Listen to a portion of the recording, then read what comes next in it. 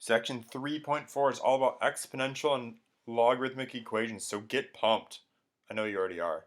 So this is the culmination of everything we've been doing so far this chapter, and if you like puzzles, this is for you. If you don't like puzzles, well, tough, I guess. There are two basic strategies that we're going to use for exponential and logarithmic functions. The first we're going to call the one-to-one property. We've talked about that before. And the other are based on the inverse properties. So let's take a look at a couple of those. So the one-to-one properties say that a to the x equals a to the y if and only if x equals y.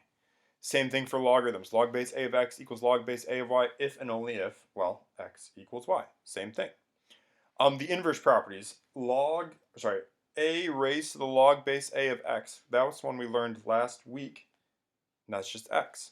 If you want to apply it to natural logarithms or the natural base, e raised to the ln of x is also just x. Similarly, log base a of a to the x is just x, or if you want to do this with the natural log of e to the x is also just x. So down at the bottom here, we're going to rearrange some of these things just to kind of put them into the properties that we've been using. So for example, 2 to the x equals 32. If we rewrite that equation as 2 to the x equals 2 to the fifth, that uses the one-to-one property. That gives us x equals 5. And again, that's the one-to-one property.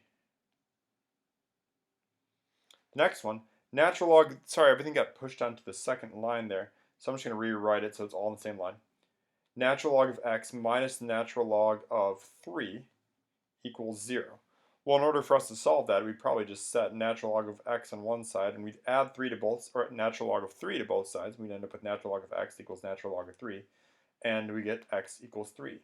Guess what? That's the same one-to-one property that we used in the previous problem, except this time applying to logarithms. Next up, we have 1/3 x. 1/3, goodness gracious, I can't read. 1/3 to the x equals 9. If we rewrite this, there's a couple different ways you can write it. I'm going to say this is 1/3 to the x equals, and then 9 is the same as 1/3 raised to the -2 power. Remember, negative exponents, you take the reciprocal and then raise it to the positive exponent. So 1/3 to the -2 is the same as 3 to the +2. 3 over 1 to be specific. And again, we end up with x equals -2. And guess what? It's the same one-to-one property that we had a minute ago. Next up, e to the x equals 7. Well, if we do natural log of e to the x equals the natural log of 7. This is where our logarithms really come into play. So that helps us, well, the left side just simplifies to x. The right side, well, we can't simplify that. We're just going to leave it as the natural log of 7. That is an inverse property. We use the logarithms to help us solve for those mystery exponents. Next up, natural log of x equals -3. Well, if we do e raised to that natural log of x, that's going to be equal to the natural log of, oh sorry, I jumped ahead. That's going to be equal to e to the -3.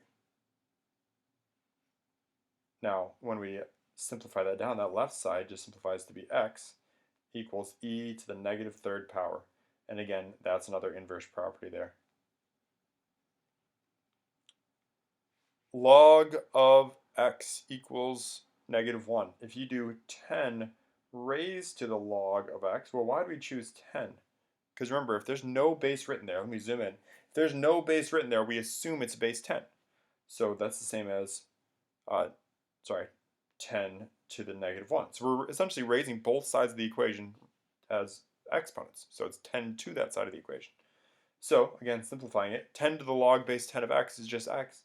The right side, 10 to the -1st is, well, 1 over 10. Or if you wanted to leave it as 10 to the -1st, that's fine. Again, that's another inverse property problem. And the last one, log base 3 of x equals 4. We can say 3 to the log base 3 of x equals 3 to the 4th. So again, we're just raising both sides, or we're taking both sides of the equation and making those exponents.